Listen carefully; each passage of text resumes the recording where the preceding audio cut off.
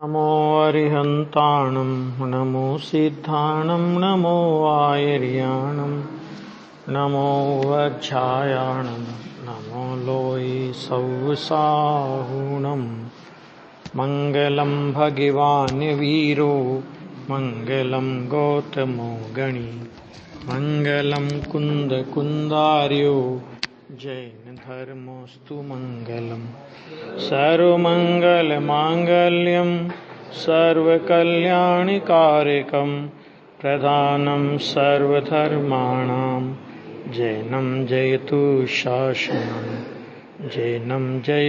शासनम सर्वव्यापैकचिद्रूप स्वरूपाय परात्मने सोपलब्धि प्रसिद्धाय ज्ञानानंदात्मने नमः।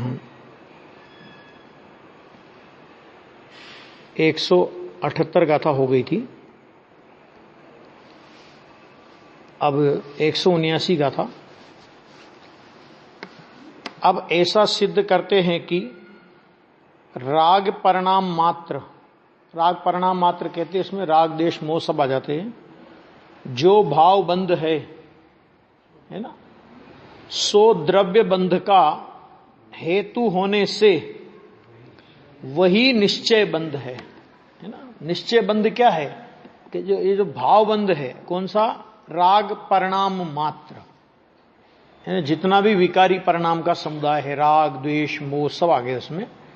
तो वो जो परिणाम है भाव बंध का, कि वो द्रव्य बंध का हेतु है ना। और इसलिए वास्तव में निश्चय बंध कौन है? कि निश्चय बंध है भाव बंध। और निश्चय बंध जो है वह हेतु होने पर जो द्रव्य बंध होता है वो व्यवहार बंध आगे आएगा, उसमें व्यवहार बंध है ना। देखो आगे गाथा। रत्तो बंधदिकम मुच्चदिकम में हिम्राहि दप्पा एसो बंध समासो जीवाणम जाननी क्षयदो दे कर्म राग रहित जीव मुकाय छे आजीव कीरा बंधनो संक्षेप निश्चय जान जे। देखो, रागी आत्मा कर्म बांधता है ना। रागी आत्मा कर्म बांधता है। रागी मैंने यहां देखो दो चीजें हैं कि परद्रव्य से भिन्न और अपने गुण पर्याय से अभिन्न है ना। यहां पर यह विवक्षा है। तो रागी आत्मा वो क्या करेगा? तो कहते वो कर्म बांधता है। आत्मा कर्म बांधता है, रागी आत्मा कर्म बांधता है। ये व्यवहार हो गया। लेकिन रागी आत्मा कर्म बांधता है। राग रहित आत्मा कर्मों से मुक्त होता है। बस सीधी सी बात है। रागी बांधता है तो राग रहित मुक्त होगा ही। यह जीवों के बंध का संक्षेप निश्चय से जानो। बस इतनी बात कही कि भैया जीवों के बंध का संक्षेप तो इतना सा है कि रागी कर्म बांधता है और जो राग रहित होता है वो कर्मों से छूटता है। बस ये है संक्षेप में। तो अब इसमें देखो बहुत अच्छा लिया है।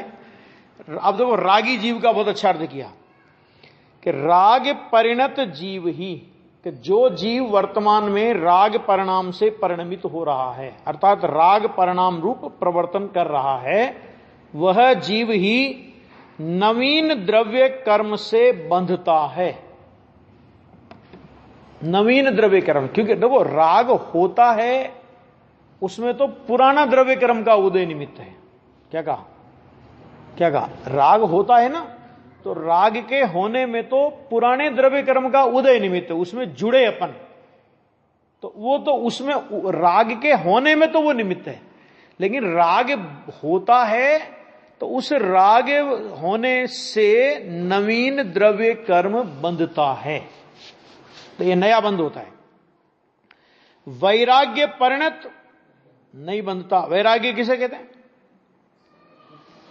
तो देखो, राग रहित जो आत्मा की वीतराग परिणति प्रकट हुई उसको बोलते हैं वैराग्य।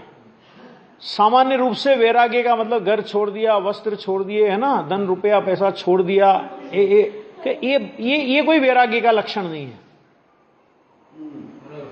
अंदर में राग रहित परिणति प्रकट हुई या नहीं। निर्जरा अधिकार में समय सार में ज्ञानियों की दो शक्तियों का वर्णन किया कि आचार्य ने कहा कि ज्ञानियों के पास दो शक्तियां होती है जिसके कारण वे कर्मों से नहीं बंधते।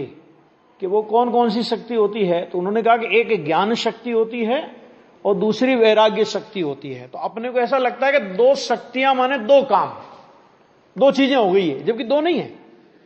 जिसे अस्थि से ज्ञान शक्ति कहते हैं, माने अपनी ज्ञान स्वरूप भगवान आत्मा का अनुभव होकर के जो सम्यक दर्शन ज्ञान और स्वरूपाचरण चारित्र रूप परिणमन हुआ या उससे आगे की दशा हुई, तो उसको बोलते हैं ज्ञान शक्ति। और उसी समय जहां इधर सम्यक दर्शन ज्ञान चारित्र रूप परिणमन हुआ है, तो उसी समय राग के अभाव रूप, मिथ्यात्व के अभाव रूप वीतराग परिणति वहां पर प्रकट हुई। तो नास्ति की अपेक्षा से उसी को बोलते हैं वैराग्य शक्ति। और एक कलश तो अमृतचंद्र आचार्य ने बहुत अच्छा लिखा, उसमें लिखा कि ये ज्ञान और वैराग्य का ही बल है कि ज्ञानी भोगों को भोगते हुए भी नहीं बंधता और अज्ञानी नहीं भोगते हुए भी बन जाता है। अज्ञानी भोगों का त्याग करके बैठा हो कि तो भी बंध रहा है, और ज्ञानी भोगों के बीच में दिखाई दे रहा हो कि तो भी नया बंध नहीं हो रहा हो। ना, नया बंध नहीं होने का मतलब क्या? कि मिथ्यात्व संबंधी बंध नहीं हो रहा है तो छोटे मोटे बंध को गिनते ही नहीं। कि ये जो ज्ञान और वैराग्य का बल है, एक ज्ञान के ये अज्ञानियों को आश्चर्य उत्पन्न करती है। ऐसा कैसे हो गया, ऐसा कैसे हो गया, हम तो सब छोड़ छाड़ के बैठे हैं, फिर भी बंध रहे हैं। कि भैया ये मार्ग कोई अलग प्रकार का है। जरा ये सामान्य ऊपरी दृष्टि से इस मार्ग की था मिल जाए कि ऐसा मार्ग नहीं है। समझ में आया कि नहीं आया? बहुत अद्भुत अलौकिक मार्ग है। तो यहां पर वही बात कही कि रागी बंधता है और विरागी छूटता है। हाँ, विरागी छूटता है। आया ना? तो देखो लिखा कि देखो ये बहुत गजब की गाथाएं आ रही हैं अभी सारी की सारी, कि राग परिणत जीव ही नवीन द्रव्य कर्म से बंधता है, वैराग्य परिणत नहीं बंधता। और आपको पता है वैराग्य परिणत के लिए और ज्ञान परिणत के लिए उदाहरण क्या दिया वहां? ज्ञान परिणत, ज्ञान शक्ति का उदाहरण और वैराग्य शक्ति का उदाहरण क्या दिया? तो उसमें एक बहुत अच्छा उदाहरण दिया कि जैसे वैद्य होता है, वैद्य तो वो जहर को खाता है तो भी उसको पता है कि किस मात्रा में किस पद्धति से इस जहर को खाया जाए तो ये जहर मारने के बजाय गुण का काम करेगा। दवा होती कि नहीं होती जहर की, लेकिन वो काम वो वैद्य ही कर सकता है। जो विश्व वैद्य होते हैं ना, विश्व वैद्य होते थे पुराने जमाने में, तो वो जो जहरीली दवाएं जहर होता था उससे दवाओं का प्रयोग करते थे, जहर से। एक ये ज्ञान शक्ति के लिए उदाहरण दिया। और वैराग्य शक्ति के लिए उदाहरण दिया कि जैसे कोई अरति भाव, माने जिसको मदिरा के प्रति तीव्र अरति भाव वर्तता है और किसी कारणवश उसने मदिरा पी ली, तो कहते हैं नशा नहीं चढ़ेगा उसे। ये नियम है, मदिरा का नशा भी उसको रति भाव से पीने वाले को चढ़ता है। माना कोई अरति भाव, जिसको बिल्कुल तीव्र नफरत है जिसको मदिरा से, और किसी ने पकड़ा हाथ और मुंह में पिला दी उसको, नशा नहीं चढ़ेगा उसे। ये लिया है, ये वैराग्य के लिए दृष्टांत दिया कि जिसको राग का रस टूट गया, जिसको संयोग का रस टूट गया, है ना, और जो ये मान करके त्याग करता है कि अभी त्याग करेंगे तो आगे बहुत मिलेगा, तो वो त्याग कहां कर रहा है? वो तो इन्वेस्टमेंट कर रहा है। नहीं करता, एफडी नहीं करते अपन लोग बैंक में कि 5 साल में डबल या 7 साल में डबल होंगे, है ना, तो यहां इतना छोड़ो तो स्वर्ग में मिलेगा आगे। तो वो तो इन्वेस्टमेंट हुआ, त्याग कहां हुआ? रस बुद्धि टूटी कि नहीं टूटी, सबसे बड़ी बात यह है राग के प्रति और संयोगों के प्रति अंदर से रस टूटा कि नहीं टूटा। अब रस टूटने पर भी संयोग देखे जा सकते हैं, और रस होने पर भी संयोग नहीं देखे जा सकते, ऐसा भी हो सकता है।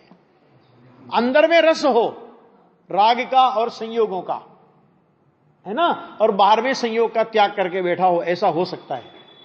अंदर में राग का रस टूट गया और संयोग का रस टूट गया, और जबरदस्त संयोगों में देखा जा सकता है। चक्रवर्ती वगैरह होते कि नहीं होते, ज्ञानी होते कि नहीं? अभी कोई कहेगा वैसा वो जब चक्रवर्ती इतना जानते थे कि परमाणु मात्र भी मेरा नहीं है, तो एक छोटे से टुकड़े के लिए लड़ पड़े भाई से, है ना। पंडित जी साहब ने लिखा है, जयचंद जी साहब ने निर्जरा अधिकार के ही प्रकरण में एक जगह लिखा कि ज्ञानी की बात ज्ञानी ही जाने, अज्ञानी उसका माप नहीं निकाल सकता। ये लिखा पंडित जी के शब्द हैं, आचार्य देव के शब्द हैं, उसका अर्थ उन्होंने किया। ये है वो अंदर की कला है, देखो गजब की। तो यहां पे कहते हैं कि राग रहित, राग परिणत जीव नवीन द्रव्य कर्म से मुक्त नहीं होता, माने उसको नया कर्म बनता है, और वैराग्य परिणत ही मुक्त होता है ना, उसको नया कर्म नहीं बंधेगा। पुराने की निर्जरा हो जाएगी, नया बंधेगा नहीं, ठीक है। राग परिणत जीव संस्पर्श करने माने संबंध में आने वाले नवीन द्रव्य कर्म से और चिर संचित माने दीर्घ काल से संचित ऐसे पुराने द्रव्य कर्म से बंधता ही है। पुराने से तो बंधा हुआ है, नया और उसमें ऐड होता जा रहा है और होता जा रहा है। ऐसे वो बनता, कौन बनता है ये? कि ये रागी जीव, वो मुक्त नहीं होता, उसका स्टॉक कभी भी नील बैलेंस नहीं होता कर्मों की ओर से। और वैराग्य परिणत जीव संस्पर्श माने संबंध में आने वाले नवीन द्रव्य कर्म से और चिर संचित ऐसे पुराने द्रव्य कर्म से मुक्त ही होता है, बंधता नहीं है। पुराना तो जो आया वो तो चला ही गया, नया और बंधा नहीं, खेल खत्म। ज्यादा लंबा काल संसार में अभी उसको टिकने का नहीं रहा। इससे निश्चित होता है कि द्रव्य बंध का साधकतम यानी उत्कृष्ट हेतु, ये निमित्त है, उत्कृष्ट हेतु कह रहे हैं, साधकतम कह रहे हैं, लेकिन ये है निमित्त, क्योंकि द्रव्य कर्म जड़ की पर्याय है और राग वो जीव की पर्याय है। तो उसका उत्कृष्ट हेतु कहो, उसका साधकतम कहो, वो क्या होगा? वो निमित्त है ना, व्यवहार होने से राग परिणाम ही निश्चय से बंध है। मैंने आत्मा तो अपने राग परिणाम से बनता है, राग परिणाम से द्रव्य कर्म बनता है, मैंने राग परिणाम को निमित्त करके द्रव्य कर्म बनता है। तो आत्मा का मूल बंध कौन सा हुआ? आत्मा का मूल बंध द्रव्य भाव बंध हुआ, ठीक है। अगर तुम राग को छोड़ दो, अगर मिथ्यात्व को छोड़ दो, अगर वीतराग परिणाम को धारण कर लो, तो आचार्य कहते हैं कि भावबंध मिट गया, और भावबंध मिट गया तो द्रव्य बंध टिकने का सवाल ही पैदा नहीं होता है। यह बात कह करके उन्होंने भावबंध ही जीव का मुख्य बंध है, अर्थात जीव का बंध वो भावबंध ही है वास्तव में। यह बात मैंने निश्चय बंध वही है, वास्तविक बंध वही है, निश्चय बंध वही है। कर्म का बंध जीव को हुआ ऐसा कहना अनुपचरित असद्भूत व्यवहार नय का विषय है। आगे समझ, अनुपचरित असद्भूत, असद्भूत तो है ही, क्योंकि जीव के द्रव्य गुण पर्याय में से कर्म किसी में भी नहीं है। लेकिन एक परस्पर अवगाह संबंध कहा था ना कल, एक क्षेत्र अवगाह, परस्पर अवगाह संबंध कहा था, और वो अवगाह संबंध भी कैसा? अनौपचारिक अवगाह संबंध है वो। माने जैसे अपन मान लो घड़ी पहने हैं हाथ में, और अपन मतलब अपनी इस घड़ी को कहीं भी उतार करके अपन आ जा सकते हैं, ठीक है। तो ऐसे अपन कर्म का चोला उतार दें और फिर कहीं घूम के आ जाएं के बाद में ओढ़ लेंगे कर्म के चोला को, तो ऐसा नहीं हो सकता। इसका नाम है अनौपचारिक संबंध है, वो उपचारिक संबंध नहीं है। लेकिन है असद्भूत। असद्भूत क्यों है? कि वो कर्म जो है द्रव्य कर्म, वो आत्मा के द्रव्य गुण और पर्याय में से तीनों में नहीं है, ठीक है ना। तो तीनों में नहीं है, इसलिए व्यवहार असद्भूत। और अनुपचरित इसलिए कि जैसे अत्यंत भिन्न पर पदार्थ है वैसा संबंध नहीं है, एक क्षेत्रावगाह संबंध है। आत्मा जहां जहां जाएगा ये कर्म भी वहां वहां उसके साथ अवश्य अपनी योग्यता से, भले अपनी क्रियावती शक्ति से जाएंगे, आत्मा नहीं लेके जाएगा उनको, लेकिन जाएंगे, ये व्यवस्था है।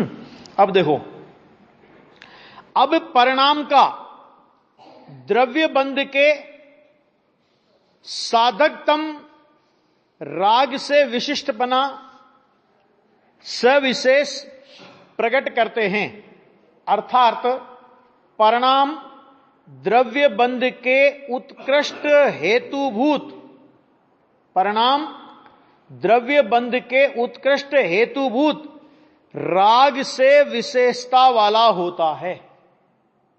मतलब परिणामों से, परिणाम जो उत्कृष्ट बंधु मैंने द्रव्य बंध का उत्कृष्ट हेतुभूत राग से परिणाम क्या हो जाता है कि वो विशेषता वाला हो जाता है, उसमें विशेषताएं पड़ती है, ऐसा भेद सहित प्रकट करते हैं। ऐसा भेद बता करके वो प्रकट करते परिणाम होगा। देखो, परिणामादो बंधो परिणामो राग दोष मोह जुदो असुहो मोह पदोषो सुहो व असुहो हवदी रागो। मतलब क्या मतलब कि पहले एक बात, पहले सामान्य रूप से परिणाम की बात की थी कि राग मात्र परिणाम, ये कहा था ना।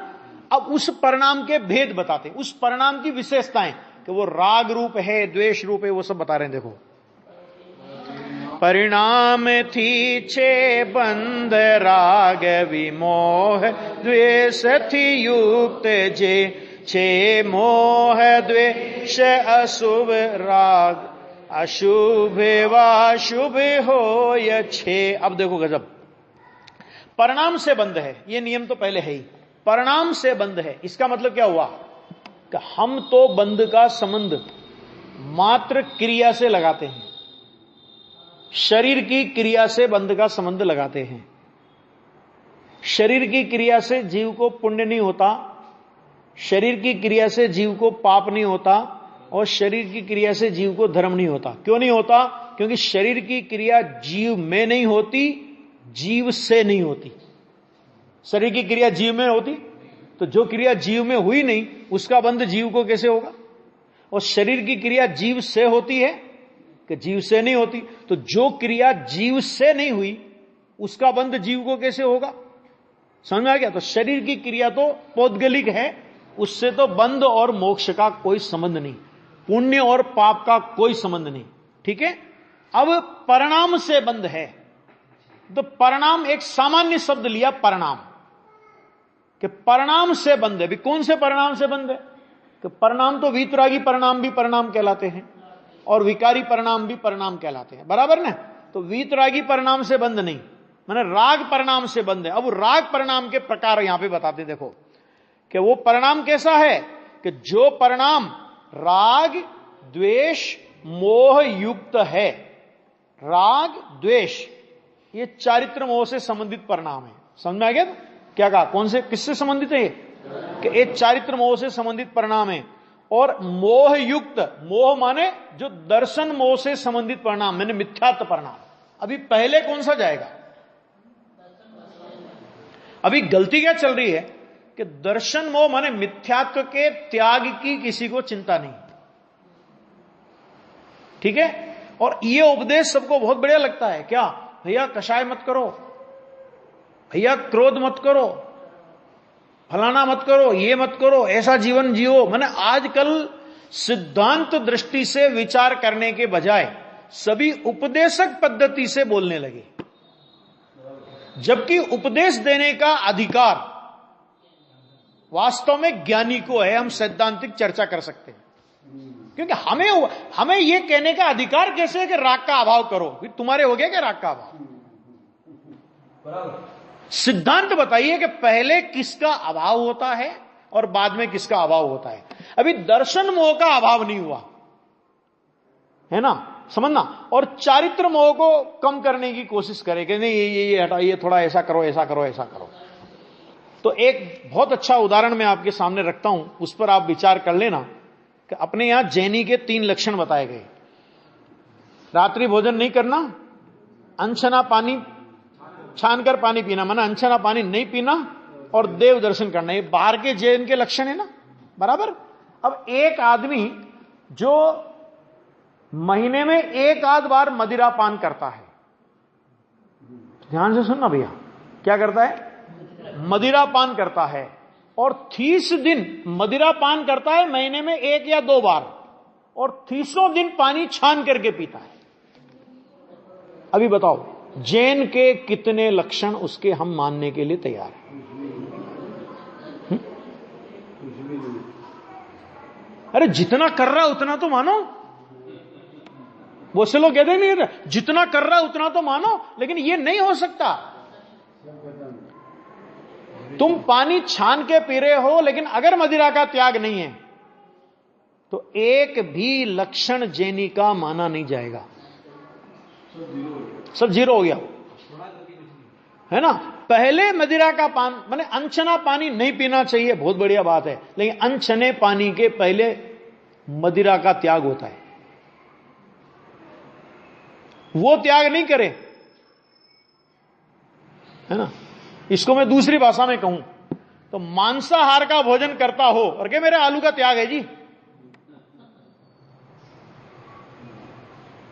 तो अपन क्या कहेंगे? धर्मात्मा है, देखो आलू नहीं खाता है। नहीं, आलू नहीं खाता, आलू का बाप खाता है। नहीं है समझ में? वे आलू माने स्थावर जीवों का पिंड, एकेंद्रीय जीव का पिंड है ना, त्रस जीव का पिंड तो नहीं है ना, एकेंद्रीय जीव का पिंड है। मैंने वो कंदमूल अभक्ष है, बहुघात अभक्ष है, त्रसघात अभक्ष नहीं है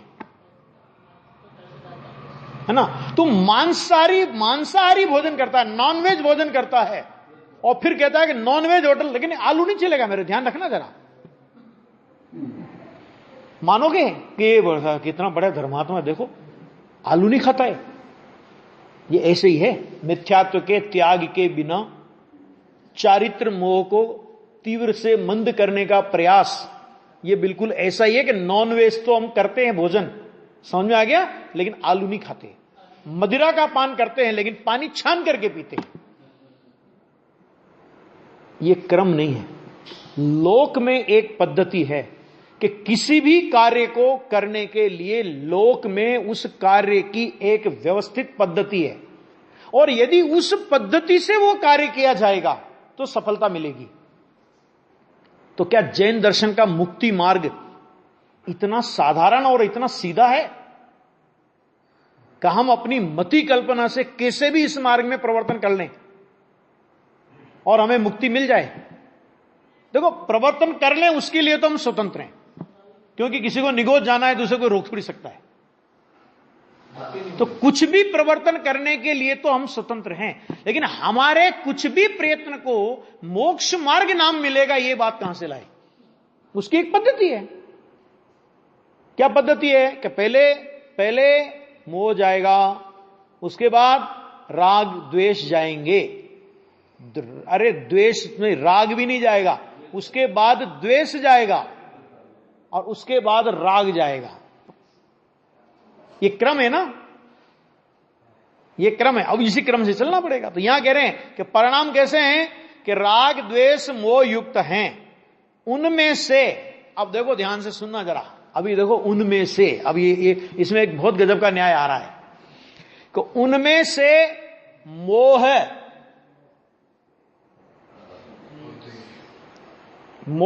सबसे पहले मोह माने मिथ्यात्व और द्वेष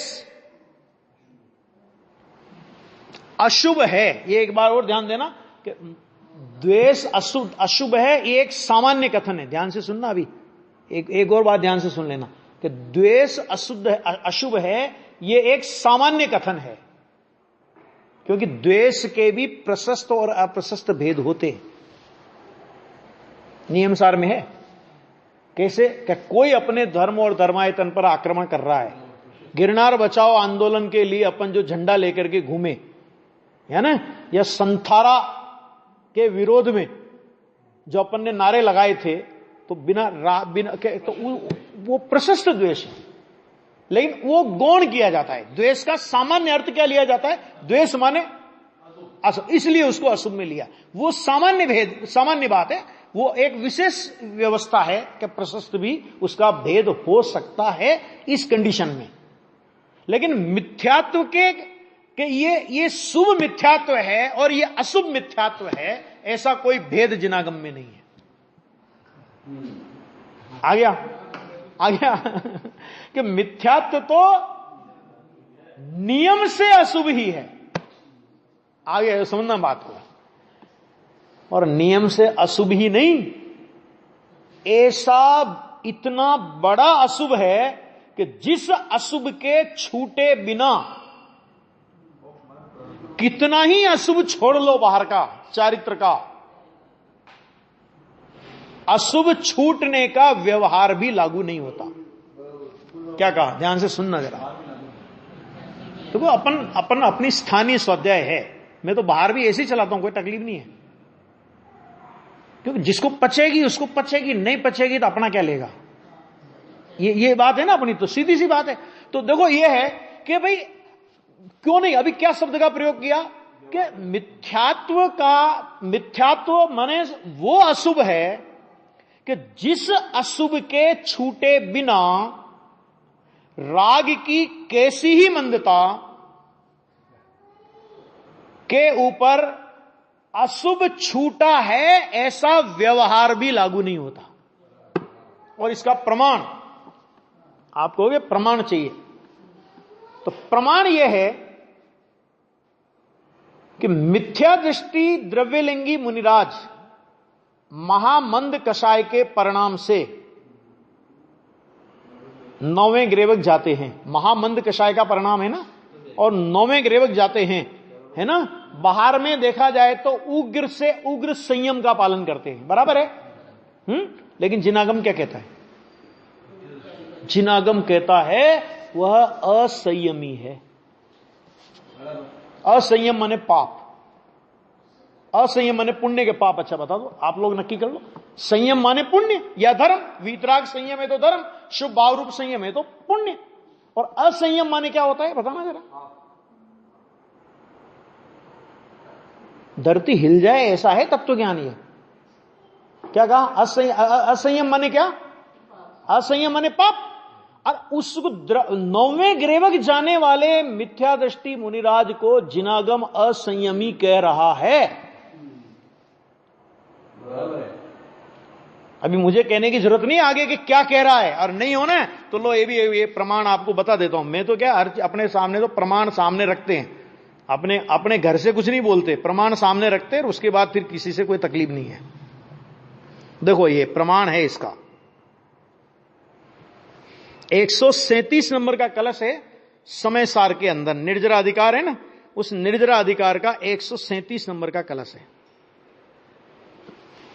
मिला, मेरा तो वही खुला है। देखो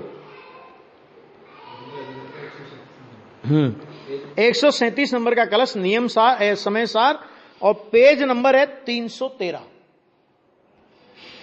थोड़ा उसमें आगे होगा क्योंकि आगे के पेज को नहीं गिनता है, वो देख लीजिएगा।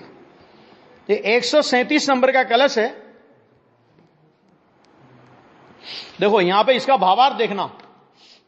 पर द्रव्य के प्रति राग होने पर भी, क्या कहा? पर द्रव्य के प्रति राग होने पर भी जो जीव यह मानता है कि मैं सम्यक दृष्टि हूं, मुझे बंध नहीं होता, उसे सम्यक तो कैसा। ये निश्चयवासी को फटकारा कि ये कहा ना शास्त्र में कि भाई पर सम्य दृष्टि का भोग भी निर्जरा का कारण है। तो पर द्रव्य के प्रति आसक्ति पड़ी है, और ये कहता कह रहे मैं तो सम्य दृष्टि हूं, मैं तो कुछ भी कर सकता हूं, मेरे को तो सारा लाइसेंस है, मेरे को कोई पाप का बंध नहीं होता। कहते मर जाएगा एक, तो वो उसे सम्यक तो कैसा। अच्छा दूसरा, वह व्रत समिति का पालन भले ही करे। ध्यान से सुनना, वह व्रत समिति, समिति का मतलब तो समझिए किसको होती है समिति? मुनिराज को होती है ना। तो व्रत का मतलब वही आ गया पूरा 28 मूल गुण। समिति का पालन भले ही करे, तथापि स्वपर का ज्ञान न होने से वह पापी ही है। ही शब्द का प्रयोग किया, भी नहीं लगाया। आ गया? अच्छा अभी देखो, ये तो पापी, अभी क्या हिंदी में तो पापी लिखा, अभी संस्कृत देखो इसकी जरा, इसी कलश की संस्कृत देखो। सम्यक दृष्टि स्वयं मयमहम जातु बंदोन में या है ना, इसमें पुलकत बदन रागी, ये इसकी बात नहीं, इसकी बात की लाइन है, इसकी बात की लाइन है। देखो, आलंबवताम समिति परताम ते यतोद्यपि पापा, यतोद्यपि पापा, पापा, पापा का मतलब समझिए, पापा माने पापी नहीं कह रहे, वो कह रहे वो पाप है, पाप। संस्कृत में सीधा अर्थ होता है पाप, है ना। अब देखो ये भावार्थ में पंडित जी साहब ने लिया, स्वपर का ज्ञान नहीं होने से, इधर आ गया, देखो ये रहा, पापी ही है जो मुझे बंध नहीं होता, जो मुझे बंध नहीं होता यह मानकर स्वच्छंद प्रवृत्ति करता है, वह भला सम्य दृष्टि कैसा, है ना। ज्ञानी के भोग निर्जरा के कारण है। अच्छा, भोग निर्जरा के कारण फिर काय कोई ज्ञानी चक्रवर्ती 6 खंड के वैभोगों छोड़ के जाते, अरे क्यों कहा, उस बात की विवक्षा को समझे बिना अगर कोई छल ग्रहण करेगा भोग निर्जरा का कारण है तो हम भी ज्ञानी है, हमारे को भी कोई बंध नहीं होता, चलो हम भी, तो डूबेगा संसार में। सम्य दृष्टि कैसा, क्योंकि जब तक यथाख्यात चारित्र न हो तब तक चारित्र मोह के राग से बंध तो होता ही है, और जब तक राग रहता है तब तक सम्य दृष्टि तो अपनी निंदा ग्रह करता ही रहता है। ज्ञान के होने मात्र से बंध से नहीं छूटा जा सकता। ज्ञान के होने मात्र से माने यहां अकेले सम्य दर्शन की बात ली कि माने सम्य दर्शन हो गया इसी से तेरा मोक्ष हो जाएगा, ऐसा नहीं है। जब तक चारित्र की परिपूर्णता नहीं होगी तब तक मोक्ष नहीं होगा। ज्ञान होने के बाद उसी में लीनता रूप, देखो क्या शब्द का प्रयोग किया, ज्ञान होने के बाद उसी में लीनता रूप शुद्धोपयोग रूप चारित्र से बंध कट जाते हैं। शुद्धोपयोग रूप चारित्र से बंध कट जाते हैं। हम कौन से चारित्र से बंध काटना चाहते हैं? शुभोपयोग से। इसलिए राग होने पर भी बंध नहीं होता, यह मानकर स्वच्छंदतया प्रवृत्ति करने वाला जीव मिथ्या दृष्टि ही है। यह तो होगी बात यहां पर।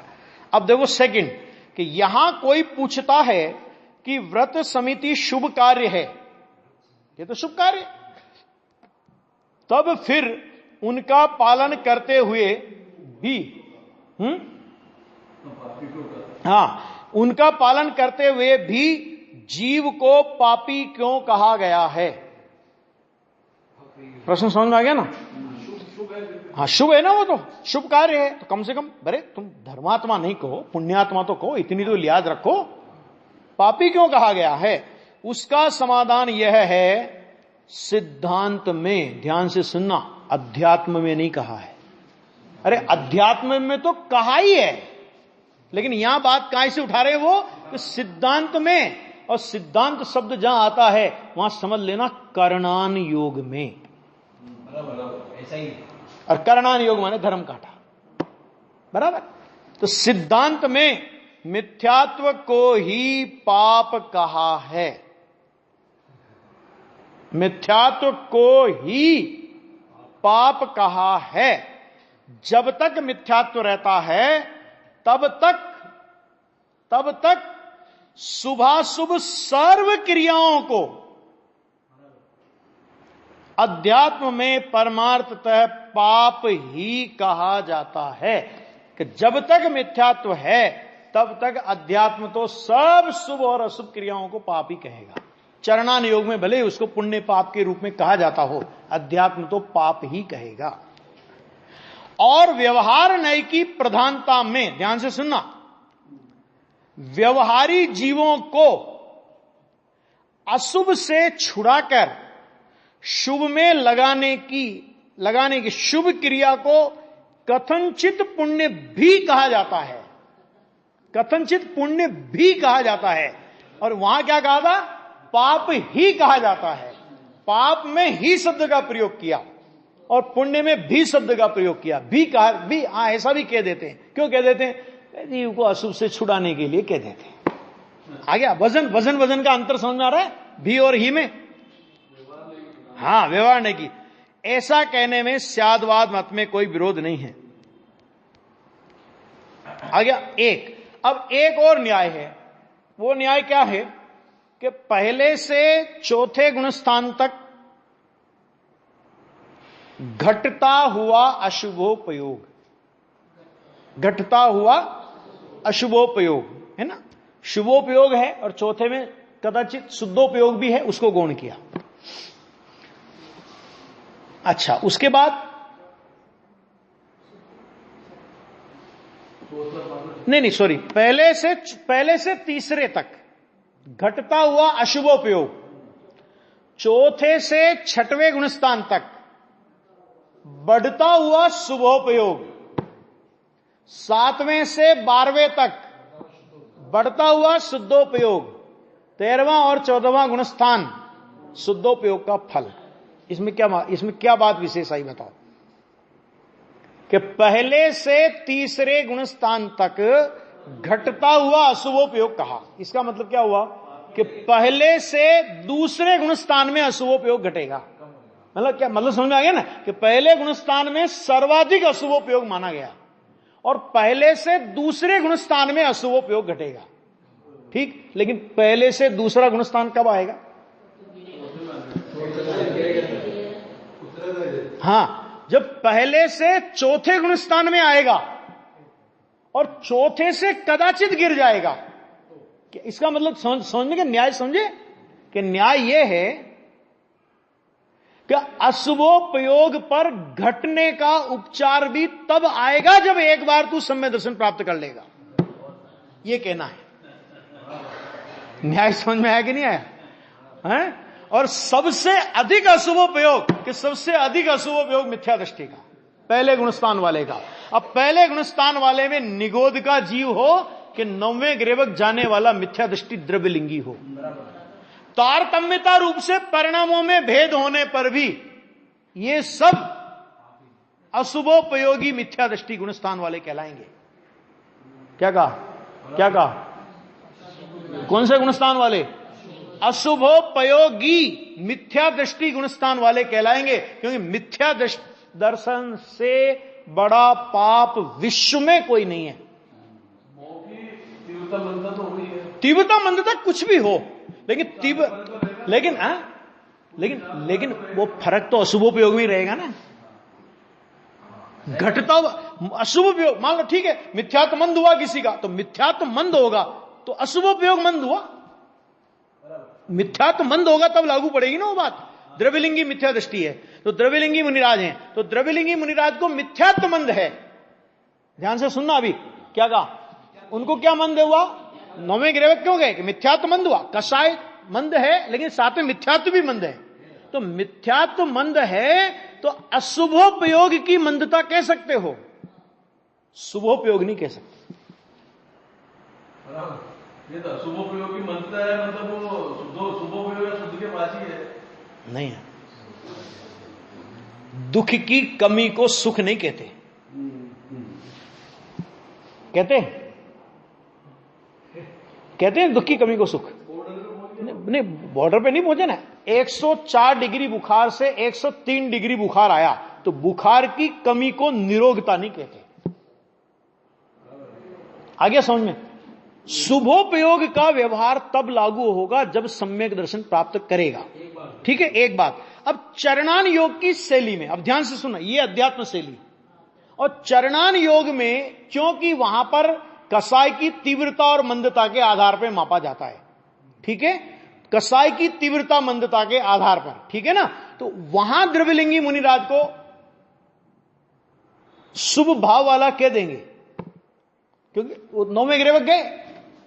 तो आघाती कर्म में फर्क पड़ा, उससे क्या फर्क पड़ा ये बताओ कि अगर वो शुभ चरणान योग ने उसे शुभ भाव भी कह दिया, पुण्य भाव भी कह दिया, व्यवहार से कहा ही है ना, यहां भी कहा, कह दिया, लेकिन उससे फर्क किसमें पड़ा मुझे ये बता दो। आघाती कर्मों के बंध में फर्क पड़ा, आघाती कर्म में पड़ा, आघाती कर्म में पड़ा कि तो वही कह रहा ना, आघाती कर्म के बंध में फर्क पड़ा मतलब असाता का साता हो गया। वही कह रहा हूं, असाता का साता हो गया। तो आघाती कर्म कौन से आत्मा के गुणों के घातक हैं? वो तो संसार दशा के स्वांग हैं कि आप नरक में नहीं विराजमान हुए, वहां जाकर के विराजमान हो गए। लेकिन भाई साहब, घाती कर्म जो कि आत्मा के गुणों का, माने आत्मा की निर्मल परिणतियों का घात करने वाले हैं, वे सारे कर्म तो निगोद से लेकर के मिथ्या दृष्टि द्रव्यलिंगी मुनिराज को समान रूप से बंध रहे हैं। करणान योग से बात करो। आई बात समझ में कि नहीं आई? है ना? इसलिए कहा ये यहां पे अपनी बहुत गजब की बात चल रही है भैया, ये बहुत अद्भुत बात है। देखो ये बात हो गई कि राग शुभ अथवा अशुभ होता है। प्रवचन सारा वापस कि राग शुभ अथवा अशुभ होता है। पूरा करता हूं बस, ये शुभ अथवा अशुभ होता है, बस ये बात हुई। अब इसकी टीका पर अपन कल चर्चा विस्तार से और करेंगे।